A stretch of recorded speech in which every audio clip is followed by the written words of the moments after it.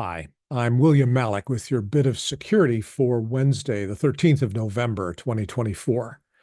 Today, we're going to talk about the weakest link from a slightly different perspective. We still hear people echoing this pernicious phrase that the user is the weakest link. Never been happy about it. And I've spoken about it in episodes before. But recently, I found an essay by my colleague Jonathan Carr called Insider Threats Are the New Black When Your Trusted Employees Go Rogue. It's a wonderful essay. It appears on LinkedIn under the CISOintelligence.co URL. So take a look at it. He's got a lot of very interesting things to say. My point is that the insider threat is what's missing when we discuss what can go wrong with software. There are two reasons that a piece of code has a security problem.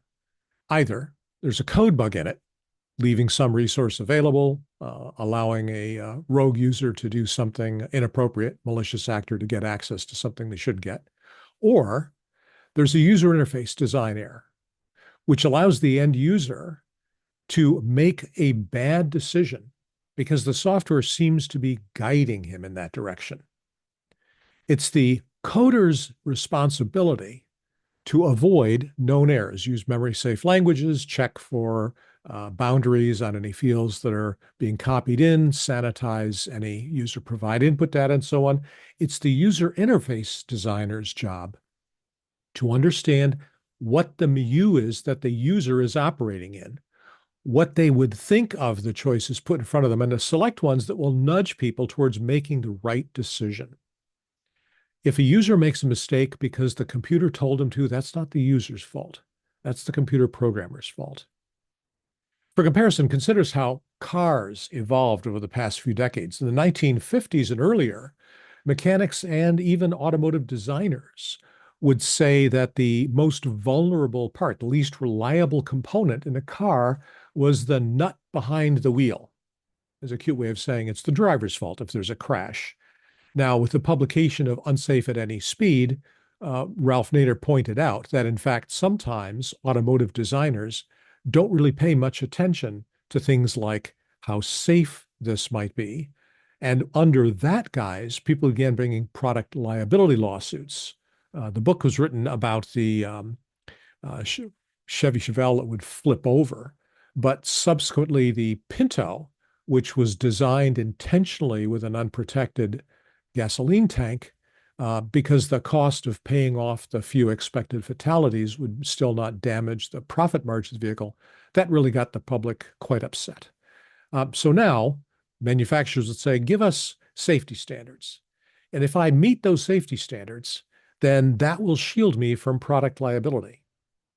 And as a result of that sea change in the way we think about automotive design, you have cars that, for instance, will ring an alarm if you try to drive without putting in your seatbelt. You have cars that will warn you if you've left your keys in the ignition, if you've left the lights on. The more modern ones will tell you if you're drifting into a different lane or if a car is approaching on one side or the other. The point is that we can build safe code to the extent that a reasonable person would be guided towards making intelligent choice. But then the question is, what if the user intentionally wants to do something bad? You can even get an add-on for your car that will detect if you're intoxicated and not start if you try to turn it over. But if the user wants to start the car and then drive through a building, well, something intentionally dangerous, that's the malicious insider. You cannot write a piece of code that prohibits an authorized user from doing something that would be procedurally wrong, yet allowed. And that user, the insider threat, that closes the circle. Now we know everything we need to do about code. We need to reduce code defects. We need to make user authentications reliable enough that a bad actor cannot mislead a user into giving up control of their environment. But if the authenticated user is themselves the bad actor, there isn't a whole lot the software can do. In that case, the weak link isn't the user. The weak link is the HR department that let this person get on board without proper screening. The weak link is the supervisor who failed to notice what that user was doing. The weak link are the business processes that fail to establish separation of duties to protect key resources and require an organization rather than a single bad actor to pull these things off. So users aren't the weakest link. We just need to be smarter about what we let our users do and how we train them. And yes, awareness and training matters, but the most important thing is if something goes wrong, it's not your fault if the interface was designed properly.